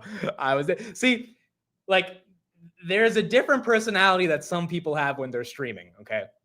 I would never call anyone in my audience stupid as shit and say you need to be locked up in solitary confinement for buying a stock. I may disagree with the perspective, but I just wouldn't say that. But you got Skrelly, who doesn't give a shit, bro. He's not really a creator from that perspective. He'll say whatever the hell he wants. And quite frankly, it can become very entertaining. don't know if it's going to get that many people to be a fan of him, but that was kind of funny. So you got two different perspectives, right? You got one guy who's saying, hey, open door, the valuation is justified. It's being priced as an AI startup and we're going to grow into the potential. And then you got Scrally, who's like, dude, this is a $7 billion company trading at 20 times sales. They're growing at 5%. They haven't made a profit in their history. Just because rates come down doesn't mean their margins increase. So what the hell are we talking about? And I don't know who's going to be right. So far, obviously, it's been Open Door and the community that's been around Open Door. But over time, we're going to see which one ends up being right. The one thing about the stocks that have momentum is that if there is nothing real to the momentum can fade very quickly. Even if it has a 5 to 7 month run, which is basically what GameStop had. GameStop had, what was it, September 2020 to about May of 2021, and then it just faded, and it really collapsed around February 2021. Open Door has just been since June, right? It's been a couple weeks, been about 2 months. And so maybe that lasts for another 10 months in terms of just hype and mania, or maybe the company turns it around. And I think you got to give them at least a year to try to turn things around. And I am bullish that this CEO, who doesn't get paid until the stock gets to 33, is very incentivized. He left a couple $100 million on the table at Shopify for this opportunity. But if it's all just hype, the hype eventually dies out. But if there's something real, then we're going to see in the numbers when they change around. So we got to see. Desi says, I'm still laughing. Dude, I was randomly listening to that yesterday. And I was just like, did he actually say that, bro? Did he actually it was funny, bro. It was funny. Find this one stock. What stocks did you reject to come to the conclusion that this is the one that belongs in your portfolio? For real, some of you guys need to be locked up. Dude, as soon as he said that. And then he made a joke about the police sirens in his background. And he was like, oh, maybe they're coming for me. They like locking me up. This guy, it was funny. He's a funny guy. He's a funny personality. And he obviously doesn't care about, the way he talks to his audience, because he doesn't care about having an audience. He just cares about, he just does him, dude. He just does him. And sometimes it ends up being funny. Yeah, and it's hilarious because says the guy who went to jail. Exactly. But I think that's the meme. He leans into that meme, which is why it's funny. Just for fun, I'm going to start buying the companies that have the biggest Palantir contracts. If Palantir works, the people buying the product should start to work. Dude, we've been thinking of starting this Palantir ETF for a while. Let's make a new watch list right now. Let's call it companies that use Palantir, but it has to be the biggest companies. So let's just make a list right here. So BP, and I want to make a lot of these watch lists going into 2026. So we can get a better understanding of it. At BP, Lear, it's not the biggest company, but they signed a big extension. United, I believe, uses Palantir. United Airlines, I think United Health might also use them, but I know for sure United Airlines use them. What else? What other big companies that are public? Oh, wait. That's the wrong ticker. Lear. L-E-A-R. Wait, that is the right ticker. Yeah, Lear. Okay. It's an OEM company. L3 Harris. Can we trade Airbus on Hood? Can we? Is that it? Yeah, we can. Okay, cool. L3 Harris. That's another one. We're supposed to make this list a long time ago. Wendy's. That's correct. We'll see if we can continue to add to these lists. Jacobs, AT&T. There's probably a lot more that we just don't know of yet because they're not public, or they're not the partnerships are not public themselves. Archer uses them. Yes, Wendy's is public. Oh, Lennar. Dude, we still don't have Lennar earnings. Archer's not a big company that uses them, but they do use them. Does Walmart use them? Ferrari. I don't think they work with Ferrari anymore. I don't know if it's confirmed. Or maybe they do, but I don't think they're the sponsor anymore on their thing. Tyson's public, right? Yeah, Tyson's public. All right, so we'll update a lot of these ETFs going into the end of the year.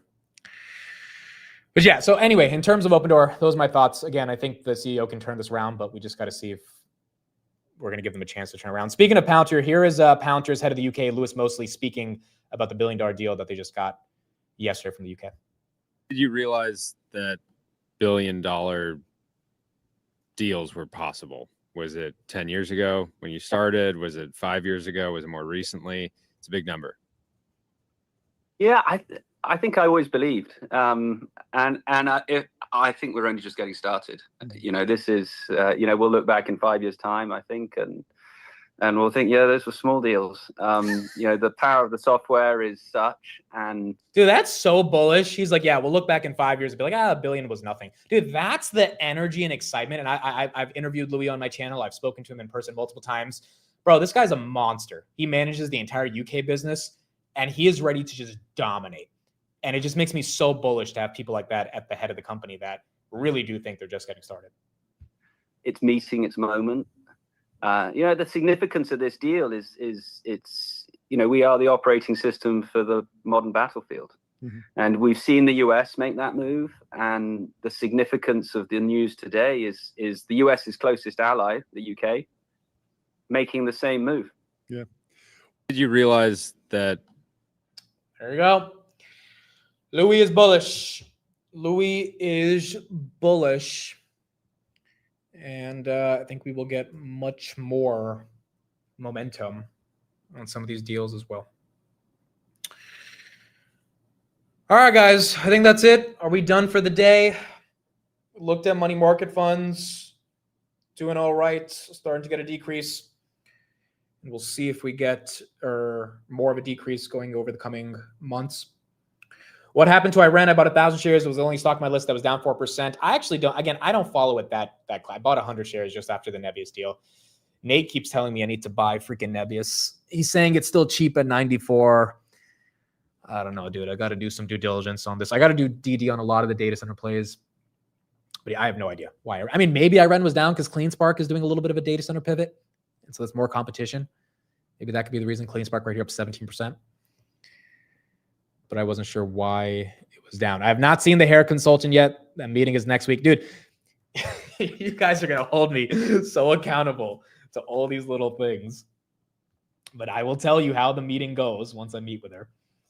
And I want to see, dude, because, you know, with hair, it's different. You got to go through a trial phase and see if you like it, see if you don't. So I think towards the end of the year, hopefully I'm a bit more solid on a style. Because if I don't like a style, I might have to grow my hair out back, right? So there's a bunch of different things you have to try out.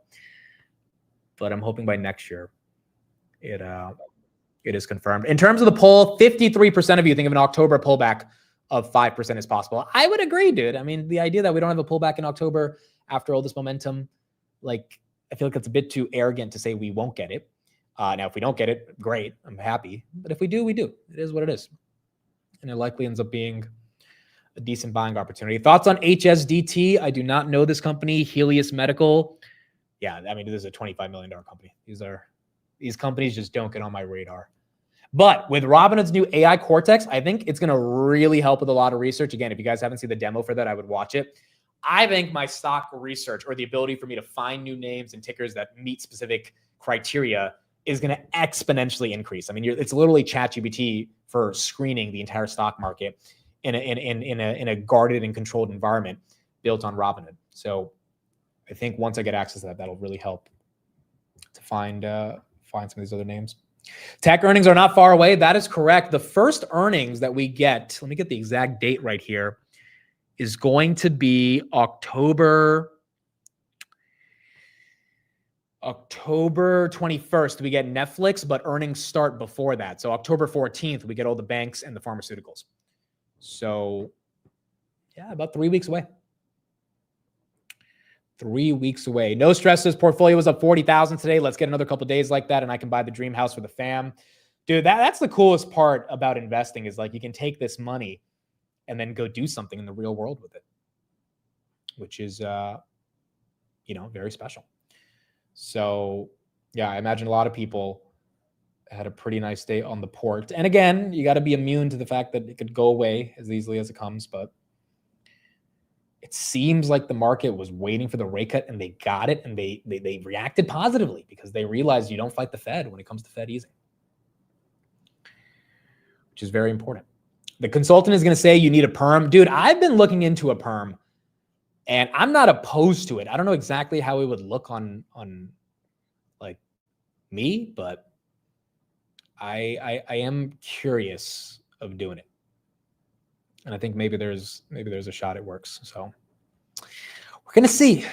We're going to see what we got to do. Maybe we do a buzz cut. I don't know, dude. We got a bunch of different ideas. I have no idea how much the hair consultant is, bro. It was a very like informal conversation. I don't know how expensive a hair consultant is.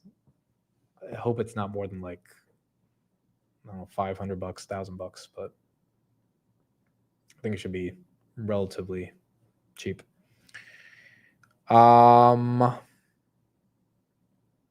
Whatever you do, we are trolling. That's fair. Dude, I wish I could do the carp hair. I don't mind the carp hair. It's just his is naturally curly. Mine's is naturally straight. So it doesn't always stay like that. All right, is that it? Is that it?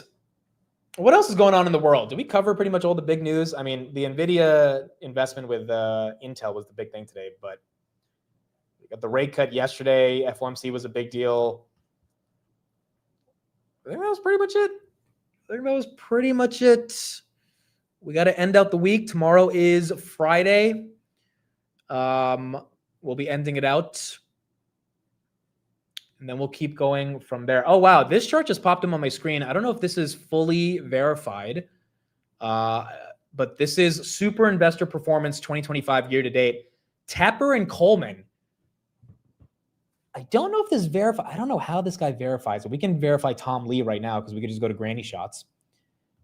Tepper and Coleman at the top. Yeah, Granny's at 24.25. This guy has it at 23.5. ARC, he has it at 22% year to date. ARC is at, yeah, see, that doesn't make sense. ARC is at 45%. So I don't know if this is the right chart we can trust. But Coleman is, Chase Coleman is he has freaking 92 million shares of Grab. So that one has really started helping him. Chase Coleman, for those that don't know, he is the most undercover hedge fund manager in America. Like, he runs Tiger Global, which even if you don't know too much about hedge funds, you've probably heard the name Tiger Global. It's like a pretty iconic brand.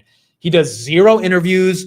No one hears from him, but he manages freaking $34 billion. And this is his portfolio right here. And he just never talks to the public. Yeah, I think that chart is wrong. I'm going to try to see if I can pull up my own super investor list. I can probably calculate some numbers and give you guys a more accurate reading of the investors that are up here today. But I've always wanted to know more about Chase Coleman. And again, he has my attention because the guy has freaking 92 million shares of Grab and he hasn't sold it for a while. I mean, he's been holding it for almost 3 years. So, but he doesn't do interviews. No one knows about him. He just quietly manages his $34 billion. Guys saying Trump is live. There's no way Trump is live, bro. Every time I'm about to go, Trump ends up going live. He already went live like twice today, dude. No, Trump is not live. Trump is not live. So, all right, that's it. We'll see if we can get some of those super investor year to dates, and I'll show it to you guys as well. We'll keep going from there. Greg, thank you for the super chat. Bought my first options today on Grab. Watch your options 101 video 3 times. Is a slideshow still available that you referenced? That slideshow is just a simple Google Slides. I can see if I have it, but it literally was just Google Slides and me copy and pasting a couple of like sentences. So it's not a really fancy slide deck, but I'll see if I can get it. And if I still have it, which I should, I'll just link it in the chat tomorrow, and you guys can see it. Oh yeah, the Palantir merch is dropping in 45 minutes. I forgot. So Iliano is dropping this Carp Dominate shirt. He was wearing it at AIPCon. Again, Trump and Xi are calling tomorrow at 9 a.m. So we should hopefully get an update from that meeting tomorrow morning. But yeah, he's launching this shirt. Let me actually play this video. This is the video showcasing how they made the shirt. I'm going to put the audio off just in case the music is too much, but they're showing kind of how they made the shirt. They're working with a really good merch company. I told you guys the head of that merch company, he actually bought Palantir back in 2013. So he's been in Palantir for a long time. And that's why he's also so passionate to help them like build the merch. But yeah, that'll be out at 6 p.m. today. All right, there you go. There you go. Amit, didn't you do your word of the day and end the show an hour ago? Dude, you guys know me. You guys know me. When it's time to end the show, it's not really time to end the show. You know, when it's time to end the show, that's just the beginning of getting to eventually end the show. It's not actually time to end the show. There's the link right there in the chat for the show. Let's just keep going till market open. We will do the 24-hour stream eventually. Just got to figure out when. I'm still getting settled in around here, but we will do it eventually. It's gonna be fun. Do you use any of the words of the day often? No. I don't even remember the word of the day. We should have actually kept a list of all these word of the days. I usually never remember them, but eventually we have to do it.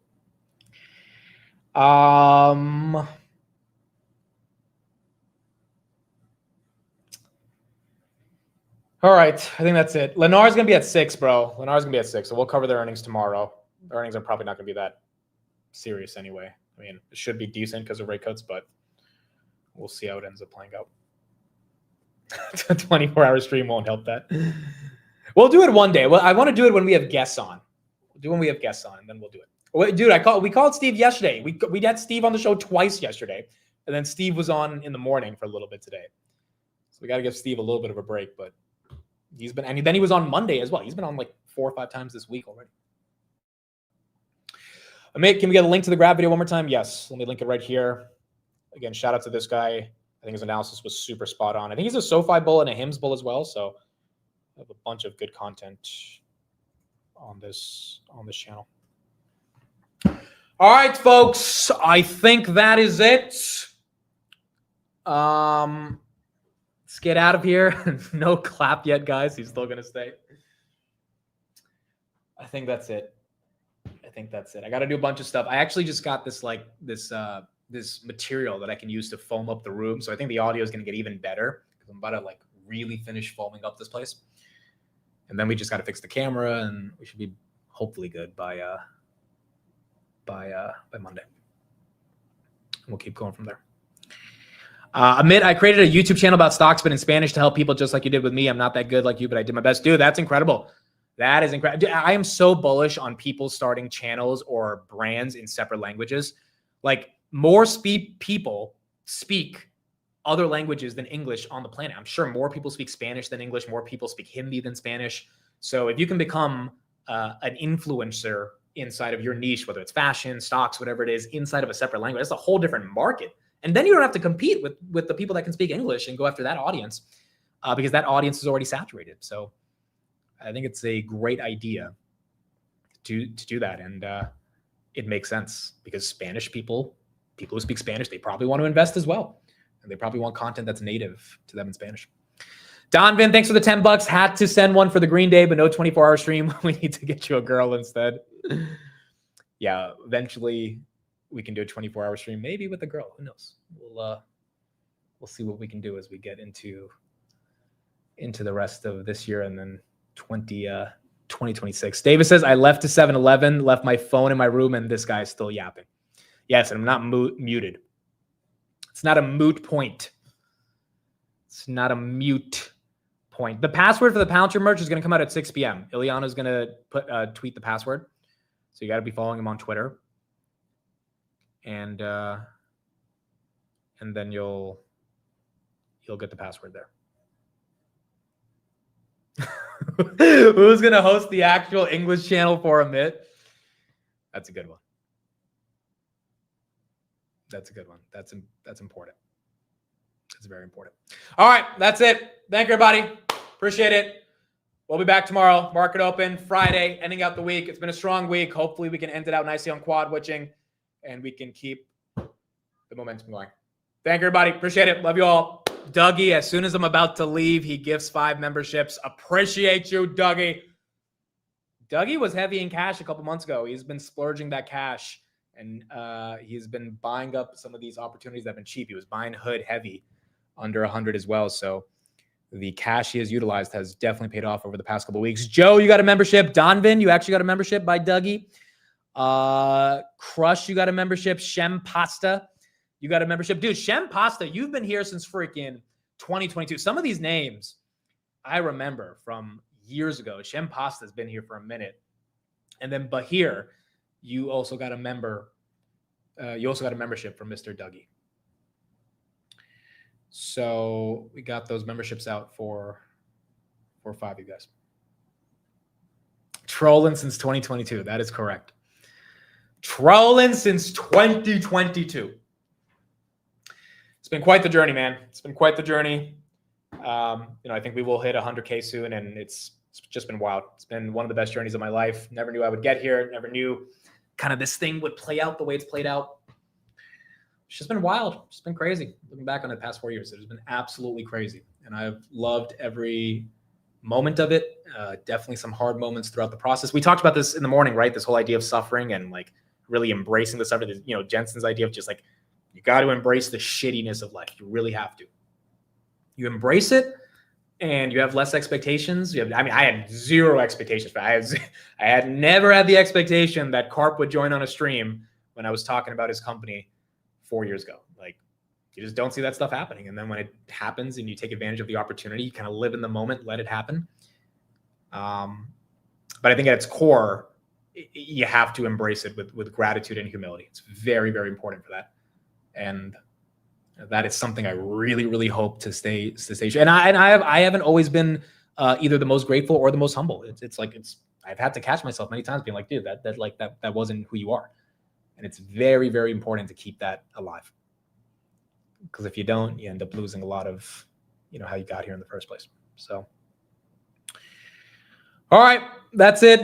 Davis says, speaking of keeping me humble, Davis says, I wish I could get 4 years of my life back. Oh, I didn't even show you guys something. Hold on. I didn't even show you guys this shit. Or maybe I did on Twitter, but I didn't show you guys the actual picture of it. Okay, hold on. Give me a second. I'll be right back. Let me play something real quick. I need to get it from my closet. And I will show you this. So Davis just triggered me to remember to show this to everyone because I actually gave him a part of this. Let me pull up something real quick. Dude, I forgot. I needed to show you guys. I actually have one to give away. I have 3 of these. I gave one to Davis, and I've got to give one to you guys. So let me pull this up.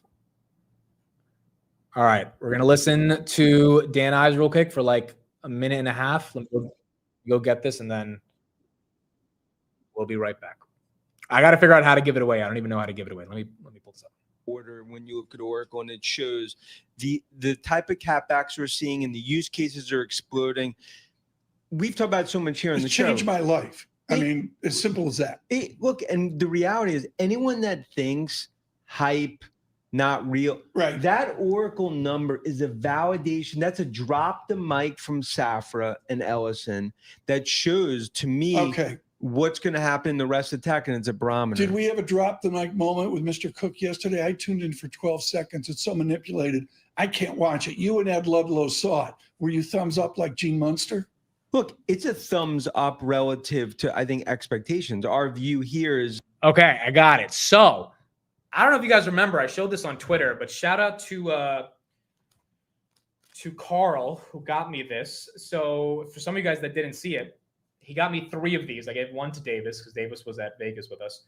But remember when I asked my currently right now question to Vlad at the earnings?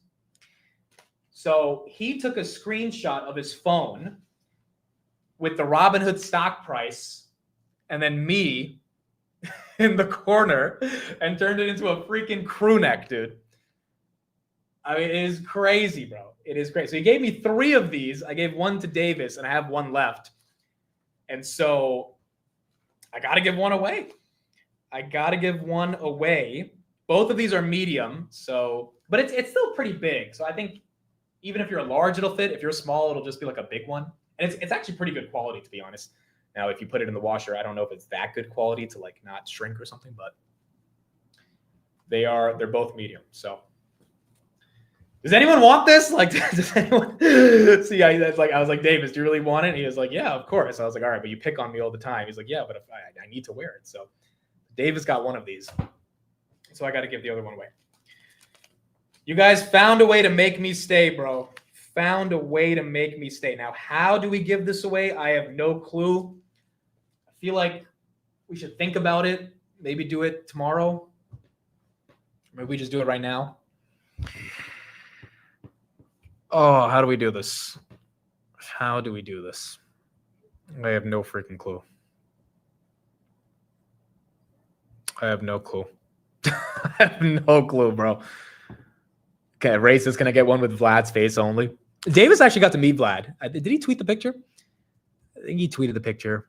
And so he got to take a nice picture with Mr. Vlad. Yeah, there it is right there. So he got a picture with Vlad.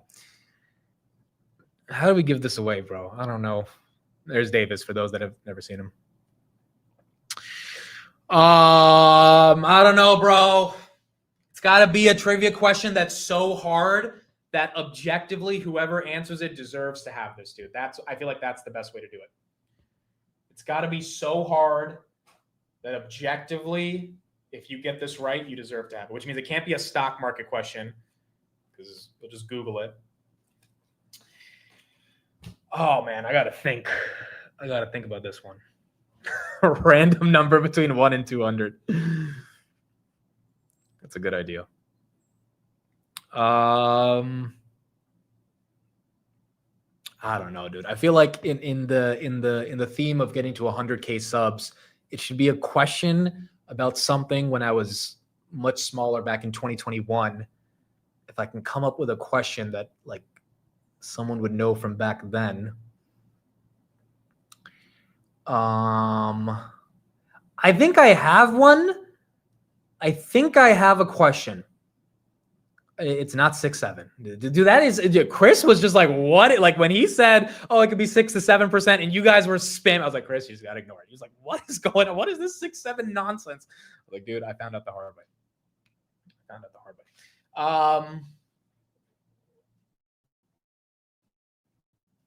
I think I got it. I think I have the question. It's too easy of a question, though. I feel like the last day you shaved. Your boyfriend's name? That's a good one. That's a funny one.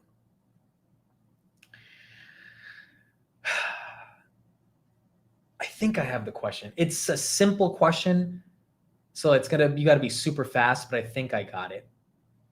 Okay, I think I got it. We're just gonna do it. We're gonna do it because I got to get out of here too. But I think it's a pretty good question. And all right, so I'm pulling it up on my phone. I am looking immediately. It's actually kind of a simple question, but it's also kind of hard. And so as soon as I find the answer, I'm sorry if you type it and it looks like you're ahead of someone else. Like I can't be perfect on this. This is the best way to do it. I'm going to be looking at the YouTube chat. All right. Here we go. It's a one-word answer. It's a one-word answer. Yes, he's gay. It's not my birthday. That's too easy. It's a one-word answer. Okay, here we go. It's going to be quick. I think people will get it pretty quick. If you've been watching since 2021, it should be pretty quick to get it. Here it is. In 2021, when I started making YouTube videos for the first time ever, in 2021, when I started making YouTube videos for the first time ever, here we go. What was the color of my background? What was the color of my background? What was the color of my background?